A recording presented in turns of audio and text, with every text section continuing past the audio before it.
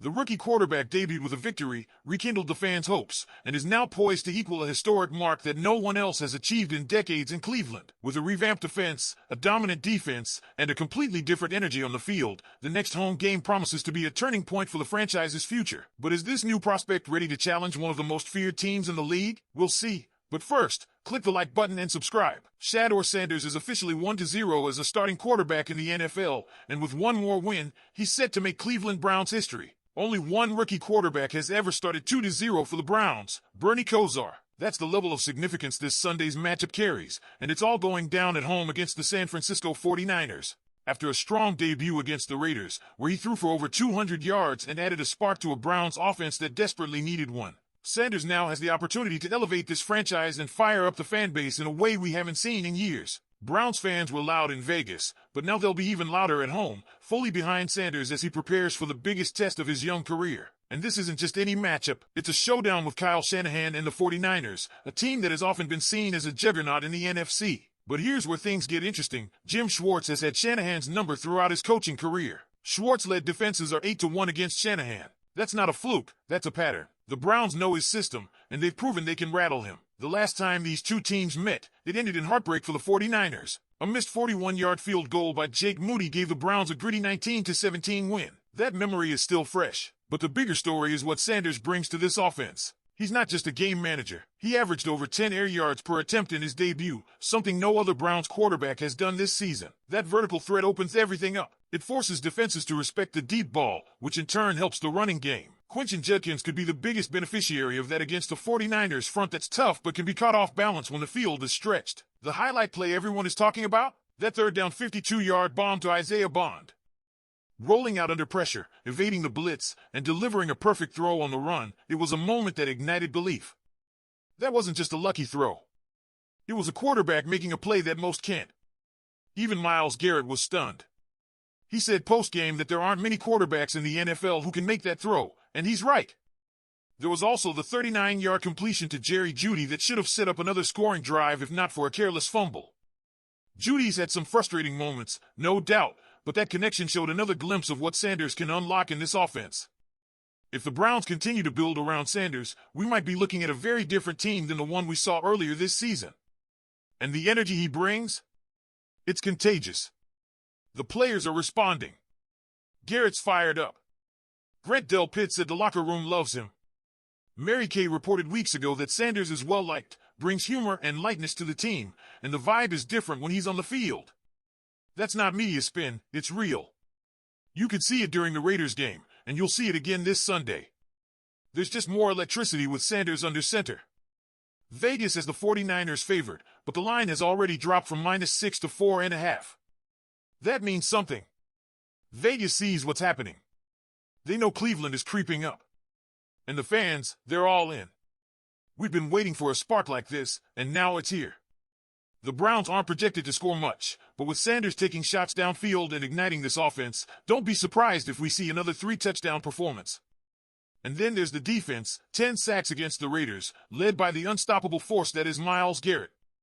18 sacks on the season, 26 tackles for loss. He's not just playing well, he's having a potentially historic year. The NFL single-season sack record is 22.5. Garrett is on pace to break it. The man is in the backfield more often than not, and now he gets the tee off on Brock Purdy, who just threw 3 interceptions and had a 58.5 QB rating against the Panthers. He's vulnerable, and the Browns' defense is built to take advantage. So Browns fans, what do you think? Can Shedeur Sanders lead the Browns to a 2-0 start and etch his name in franchise history? Let me know in the comments.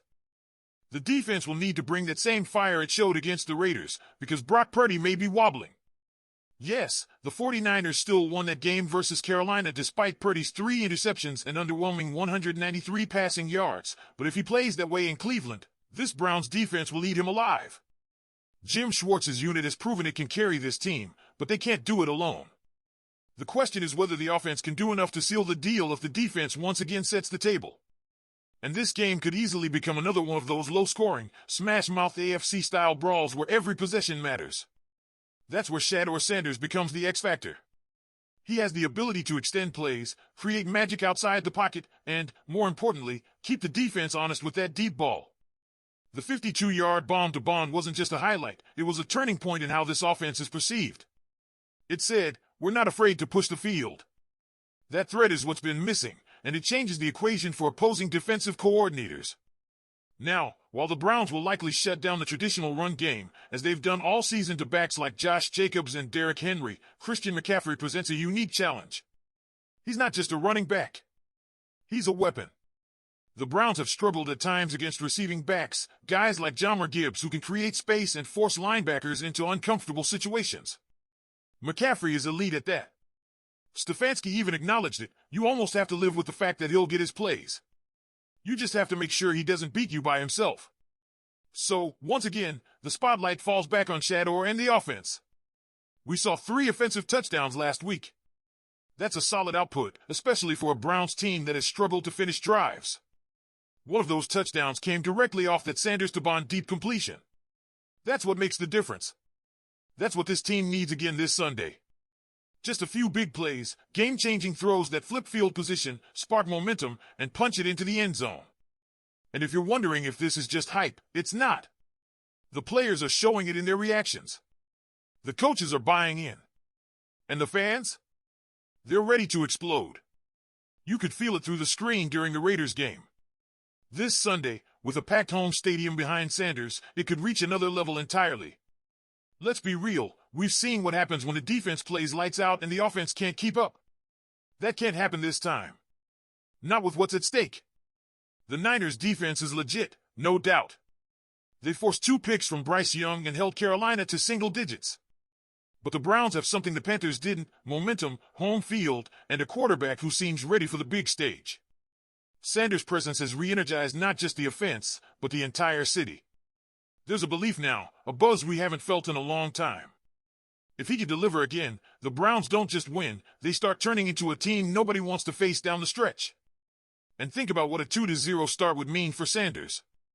It wouldn't just tie him with Bernie Kosar in the rookie record books, it would ignite a real quarterback debate in Cleveland.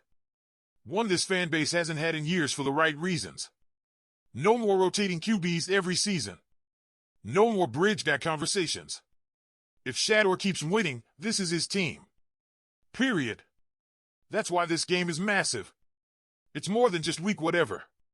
It's a culture test. It's a chance to show that Cleveland isn't just surviving, it's building something. Behind a rookie quarterback with poise, arm strength, mobility, and the full backing of the locker room. So here's what we need to see this Sunday. Deep shots to keep the defense honest, a cleaner game from Judy, better ball security, more explosive runs from Judkins made possible by a stretched field, and of course, another masterpiece from Myles Garrett and the defense. If we get that, we're walking out 2-0 with Shador and sending a serious message to the rest of the league. My prediction? Browns 17, 49ers 13. Another gritty, physical win powered by defense and punctuated by a few Sanders highlights that'll have fans buzzing all week. But that's just me. Let me know what you think in the comments. I want your score predictions, your take on Shador, and whether you believe this is the start of something big in Cleveland. Don't forget, hit that subscribe button, drop a like, and click the next video on your screen right now to stay ahead of all the latest Browns news. You'll only find updates like this here. Stay locked in, Browns fans.